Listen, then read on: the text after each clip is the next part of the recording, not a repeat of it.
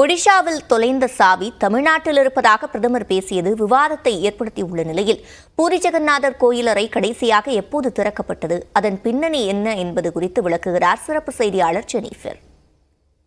ஒடிஷா பூரி ஜெகநாதர் கோயில் அப்படிங்கிறது 12ஆம் நூற்றாண்டு கட்டப்பட்ட ஒரு கோயில். அந்த கோயில் பாரம்பரியம் மிக்க அந்த கோயிலில் மொத்தம் நகைகளை வைப்பதற்காக, கடவுளர்களுடைய நகைகளை வைப்பதற்காக 3 அறைகள் அப்படிங்கிறது வைக்கப்படுது. அதில் முதல் அறை தினசரி பயன்பாட்டிற்கு பயன்படுத்தக்கூடிய நகைகள் இருக்கக்கூடிய அறை.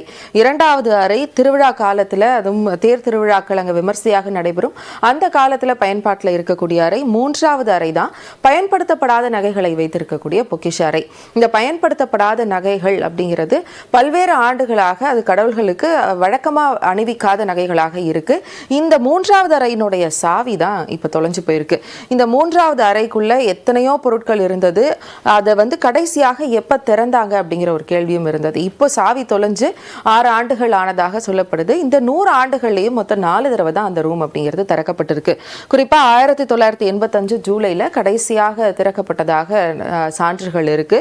அதற்கு முன்னாடி 1978, 1926, 1905 அப்படின்ற 4 வருடங்கள்ல திறந்திருக்காங்க. இதுல இந்த அறைக்குள்ள இந்த திறக்கிறதுக்கான சில ரூல்ஸ் அண்ட் ரெகுலேஷன்ஸும் இருக்கு. அது என்னன்னா 1960ஆம் ஆண்டு அந்த கோயிலுடைய ரூல்ஸ் பிரகாரம் ஒரு தடவை திறக்கும் போதும் அரசு கிட்ட அந்த கோயில் நிர்வாகம் பெர்மிஷன் கேட்டு தான் திறக்கணும் அப்படிங்கிற தகவல் இருக்கு. அது மட்டும் இல்லாமல் அதில் ஒரு சாவி பூட்டினதற்கு பிறகு கருவூலத்தில், அரசு கருவூலத்தில் வைக்கப்படணும் அப்படின்னும் இருக்கு. அந்த கருவூலத்தில் இருந்து தான் இப்போ சாவி அப்படிங்கிறது தொலைஞ்சிருக்கு. கடைசியாக 1978ஆம் ஆண்டு திறக்கும் போது அந்த கருவறைக்குள்ள என்ன இருந்தது, அந்த கருவூலத்தில் பொக்கிஷ அறையில் என்ன இருந்தது அப்படிங்கிற தகவல்கள் தான் இங்கே இருக்கு. 149 கிலோ தங்க ஆபரணங்களும் 258 கிலோ வெள்ளி பாத்திரங்களும் கணக்கெடுக்கப்படாத, அதாவது இடை போட்டு பார்க்கப்படாத 14 தங்க பொருட்களும் இருந்ததாக கடைசியாக சொல்லப்பட்டிருக்கு.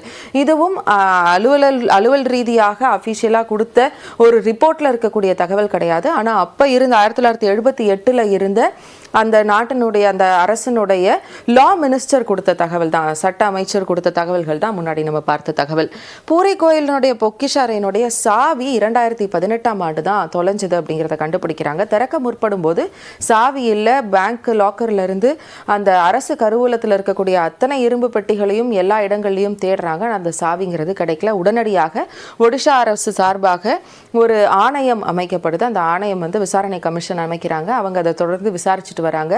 அதற்கு பிறகு ஒரு வழக்கு தொடரப்படுது. அந்த வழக்கினுடைய விசாரணை முடியல. சமீபத்தில் ஜனவரி மாதம் அந்த ஒடிஷாவினுடைய உயர்நீதிமன்றம் என்ன உத்தரவு கொடுத்திருக்காங்கன்னா, உயர்நீதிமன்றத்தில் சார்பாக மீண்டும் ஒரு ஆணையத்தை அமைச்சிருக்காங்க. அந்த மாற்று சாவியை வைத்து அந்த பொக்கிஷ அறையை திறப்பதற்கான அனுமதியை நீதிமன்றம் வழங்கி இருக்கிறதாக தான் தற்போதைய தகவல் இருக்கு.